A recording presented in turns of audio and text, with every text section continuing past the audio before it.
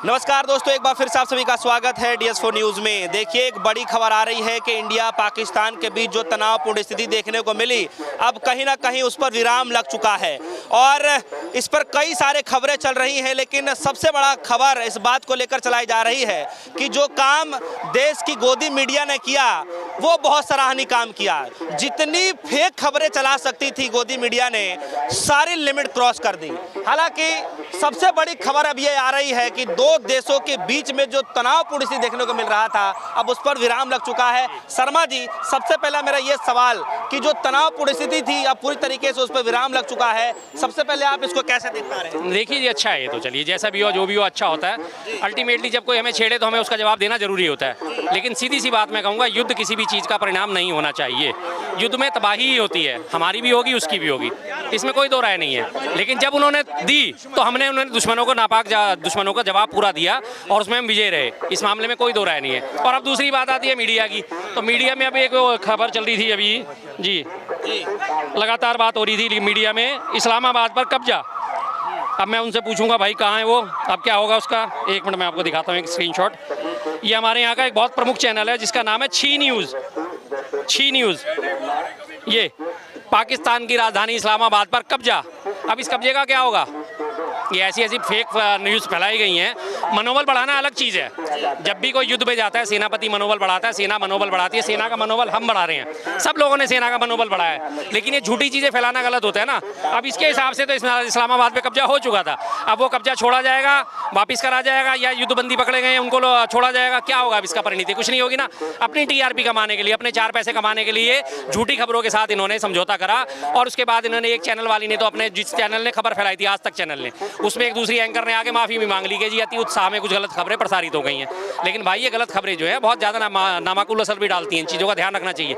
लोगों में घबराहट होती है, लोगों में डर होता है। हम तो दिल्ली में बैठे हुए हैं, हम सारे सेफ हैं, हमें पता है दिल्ली में बम नहीं गिरने वाला, कुछ नहीं होने वाला। लेकिन जो बॉर्डर के इलाके हैं उनमें देखिए ना हालत क्या होती है। जो बिल्कुल बॉर्डर के 5-7 किलोमीटर पे 10 किलोमीटर रिहायशी इलाके हैं, वहाँ देखिए हालत क्या है। हम दिल्ली में हमें पता है यहाँ कुछ नहीं होने वाला। चारों तरफ से दिल्ली कवर है। इधर आगरा कैंट है, दिल्ली कैंट है, इधर हिंडन एयरबेस है, इधर अम्बाला एयरफोर्स है, इधर सारा पानीपत एयर, सब जगह मौजूद है। दिल्ली चारों तरफ से कवर्ड है बिल्कुल।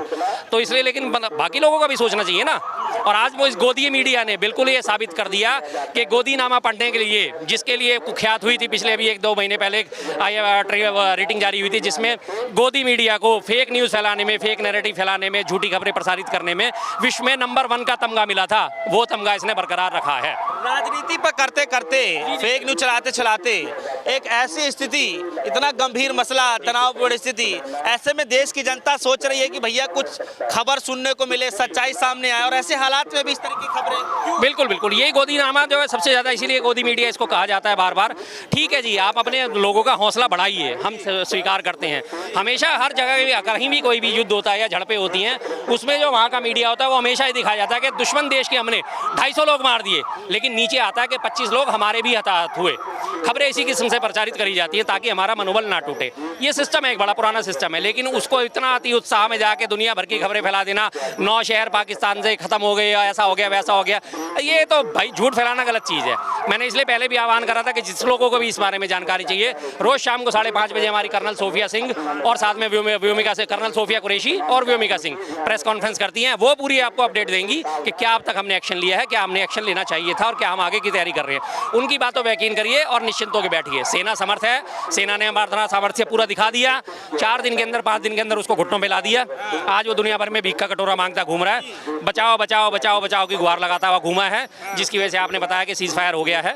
बस क्या आपको लगता है कि इतनी बड़ी मीडिया और जिसकी जनता जो है उम्मीदें भरी राहों से देख रही कि भैया कुछ खबर अच्छी आ जाए, समझ में आ जाए, तो क्या लगता है कि देश की जनता गुमराह करने की कोशिश की जा रही है? अब से नहीं कर रहे, पिछले 10 साल से कर रहे हैं। ये तो आज की बात है, पिछले 10 साल से देश को गुमराह करने के अलावा और कर क्या रहे हैं लोग। पूरा आज की डेट में गोदी मीडिया एक भी सच्चाई निकाल के सामने नहीं लाता। सच्चाई निकालने का काम कौन कर रहा है? स्वतंत्र पत्रकार जो हैं, स्वतंत्र यूट्यूबर जो हैं, वो सच्चाई निकालने का काम कर रहे हैं और उन लोगों के ऊपर बैन लगाई दी जाती है। अगर आपसे सवाल पूछे जा रहे हैं तो सवाल पूछना स्वस्थ लोकतंत्र की परंपरा है। सवाल पूछना उसमें लोकतंत्र में बिल्कुल जायज़ है। लेकिन अगर आप सवाल पूछेंगे तो आपके ऊपर FIR दर्ज हो रही है। आज हालत ये पैदा हो गई है और वो क्यों हुआ है? सिर्फ इस गोदी मीडिया की वजह से। ये गोदी मीडिया एक बार भी हिम्मत नहीं करता प्रधानमंत्री मोदी से पूछने की कि आपने 2-2 बार सर्वदलीय बैठक बुलाई, दोनों बार आप नदारद क्यों रहे? देश इतने महत्वपूर्ण मसले से जूझ रहा है और देश का प्रधानमंत्री सर्वदलीय बैठक बुला के और खुद गायब है, फिर कहते हैं कि आपने गायब के पोस्टर क्यों लगाए? बताइए, कोई सेंस है? प्रधानमंत्री की क्या जिम्मेदारी नहीं बनती? क्या जिम्मेदारी नहीं बनती कि जब पूरे सर्वदलीय बैठक बुलाई जा रही है, देश के तमाम नेताओं को बुलाया जा रहा है, हर पार्टी के बुलाया जा रहा है और विपक्ष संवेद स्वर में कह रहा है, एक स्वर में कह रहा है हम आपके साथ हैं, आप आगे बढ़िए, हम सेना के साथ हैं, और उसके बावजूद भी अपना अहंकार दिखाते हैं, सर्वदलीय बैठक से ही नदारद है। एक छोड़ो, दो बैठक से नदारद। और मौजूद कहाँ पे थे वो? उधर सर्वदलीय बैठक चल रही है, उधर वो मौजूद कहाँ थे? एबीवीपी कॉन्क्लेव में। एबीवीपी न्यूज़ जो है उसके यहाँ वो पत्रकारों के साथ ठठोलियाँ कर रहे थे। ये कोई है जिम्मेदारी के लक्षण? फिर कहते हैं कि आप आलोचना क्यों करते हो, ऐसे वक्त में भी आप आलोचना क्यों करते हो? आलोचना वाले काम करोगे तो आलोचना करी जाएगी, लेकिन देश का जब ना बात आएगा तो हमने पहले ही कह दिया था, पहले दिन से साफ कर दिया था, हम सब साथ हैं, हम देश के नाम पे सब साथ हैं। तमाम विपक्षी पार्टियों ने अपनी अपनी पार्टियों को एडवाइजरी जारी कर दी थी, हम देश के साथ हैं, कोई भी बात किसी किस्म की ऐसी नहीं होनी चाहिए जो देश की एकता और अखंडता को कमजोर करे। कांग्रेस में 3 बार CWC की बैठक हुई, तीनों बार ये प्रस्ताव पारित हुआ था, संवेद स्वर में पारित हुआ कि हम कांग्रेस जो है पूरी की पूरी कांग्रेस आज सरकार के साथ है, सेना के साथ है, जनता के साथ है, दुख की घड़ी में सबके साथ है।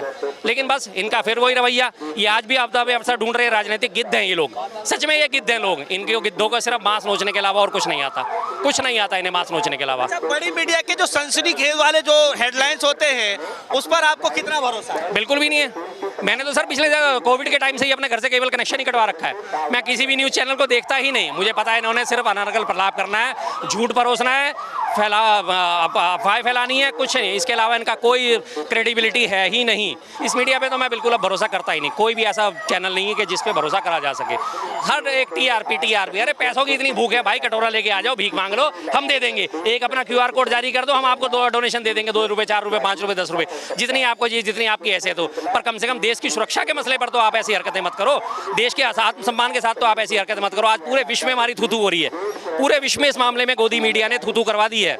अब इस बात को कोई नहीं उठाएगा कि नहीं, राहुल गांधी जी की बात को सब उठा लेते कि विदेशों में जाके थू-थू करवाते। अब जो तमाम लोगों ने देखा है, रॉयटर ने जारी करी है, BBC ने जारी करी, AFP ने जारी करी, ABP उनमें PTI ने जारी करी है खबरें, अब उनमें सबका खंडन करा गया। अब ये गोदी मीडिया बैकफुट पे नहीं है, अब इनकी बेइज्जती नहीं हो रही। लेकिन नहीं, बेशर्म लोग हैं, ढीठ लोग हैं, जाहिर सी बात है। आपके हिसाब से क्या होना चाहिए? क्योंकि सरकार की तरफ से ये एडवाइजरी जारी की गई थी कि भैया आप सुरक्षा को लेकर के आप पहली बात तो लाइव रिपोर्टिंग नहीं करेंगे, आप जो है जो चीजें हैं आप इसको दिखा नहीं सकते। उसका भी उल्लंघन करा इन्होंने, उसका भी उल्लंघन करा, लगातार गाइडलाइन का उल्लंघन करा। साफ साफ इससे पहले इंस्ट्रक्शन दे दी गई थी, किसी भी लाइव को नहीं दिखाओगे कहाँ से हमारी मूवमेंट हो रही है, कहाँ से हमारे राफेल उड़ रहे हैं, कहाँ हमारे राफेल उतर रहे हैं, आप ये खबरें नहीं दोगे। और युद्ध की रणनीति यही होती है कि आप अपनी जो है तैयारी उसे गुप्त रखें, बताना किसी को, बिल्कुल नहीं बताना। मैं कहता हूँ ना, ये शिवाजी महाराज के हम पूजक कहते हैं, हम अपने आप को, हम शिवाजी महाराज का समर्थन करने वाले लोग हैं, हम शिवाजी महाराज की संतान है। तो शिवाजी महाराज की युद्ध नीति क्या थी? गोरिल्ला युद्ध नीति थी उनकी। चुपचाप जाते थे, छिपते थे, घात लगाते थे, हमला करते थे, दुश्मन को नेस्ता नाबूद करते थे और वापस आ जाते थे।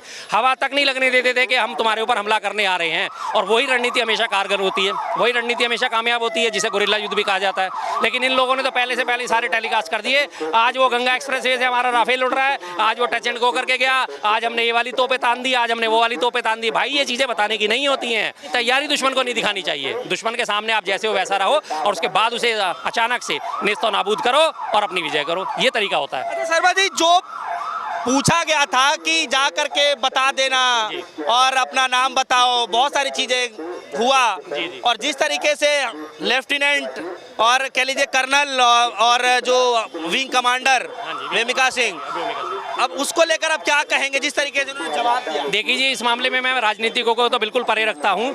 सेना राजनीति से मुक्त है और सेना ने इस चीज़ का, इस नैरेटिव का बहुत बढ़िया मुंह तोड़ जवाब दिया। जो उन्होंने आके कहा था कि तुम हिंदू या मुस्लिम और तुम्हें गोली मारी जा रही है, और उसके बाद तमाम देश में हमारे यही हो गया था कि मुसलमानों को ही दृष्टि से देखा जा रहा था, कश्मीरियों को उनके बाहर निकाला जा रहा था हॉस्टल से, लगातार कश्मीरी शॉल बेचने वालों को मारपीट करी जा रही थी, मुसलमानों के खिलाफ आग उगली जा रही थी। जैसे आपने जयपुर में जामा मस्जिद का आपको याद है कि आचार्य बाल मुकुंद वहाँ पहुँच गया था, लड़ना चाहिए पाकिस्तान से, लड़ना चाहिए पाकिस्तान से, पहुंच गया वो जामा मस्जिद पे, जामा मस्जिद की सीढ़ियों पे जाके है तोबा मचा रहा है। अरे भाई, ना पाकिस्तान से लड़ना था, हमें अपने देश के लोगों से नहीं लड़ना था। आज उसी देश सेना ने दिखा दिया है कि हमारे लिए हिंदू मुस्लिम कुछ नहीं है, हम हैं, जिसे हम कहते हैं हम हिंदुस्तानी। तो हम हिंदुस्तानी में शामिल होता है से मतलब हिंदू और मैं से मतलब मुस्लिम। जब दोनों मिलकर इकट्ठे होते हैं तो हम होते हैं। अगर हम नहीं रहेंगे तो है तो सर हवा हो जाएगा, मैं मिट्टी में मिल जाएगा। आपने बयान सुना, क्या लगा सबसे पहले? सर मेरे कॉलर खड़े हो गए, मेरी छाती वास्तव में 56 इंच बेंच की होगी। जब मैंने सुना कि सेना ने इन दोनों को उतारा इनका नैरेटिव ध्वस्त करने के लिए, एक तरफ हमारी कर्नल सोफिया कुरैशी बैठी है, दूसरी तरफ हमारी व्योमिका सिंह बैठी है, और सबसे बड़ी बात नारी शक्ति बैठी है। उस नारी शक्ति ने दिखा दिया कि हम देश के मामलों में कोई समझौता नहीं करते। सेना ने इस नैरेटिव को बहुत बढ़िया तरीके से ध्वस्त करा है। बार बार सैल्यूट है, बार बार सैल्यूट है, हजार बार सैल्यूट है। क्या कहेंगे आखिरी शब्द अगर मीडिया के लिए कुछ कहना चाहें, जो इनका रवैया रहा है इस दिनों? गोदी मीडिया सुधर जाओ, नहीं तो यहाँ पे बहुत सारे भिखारी बने बैठे होते हैं, कटोरा लेके आ जाओ, रोज हम आपको पैसा दे देंगे अगर आपको पैसे की भूख है। लेकिन कम से कम देश की सुरक्षा के साथ, देश की असमत के साथ खिलवाड़ मत करिए, मत करिए, मत करिए।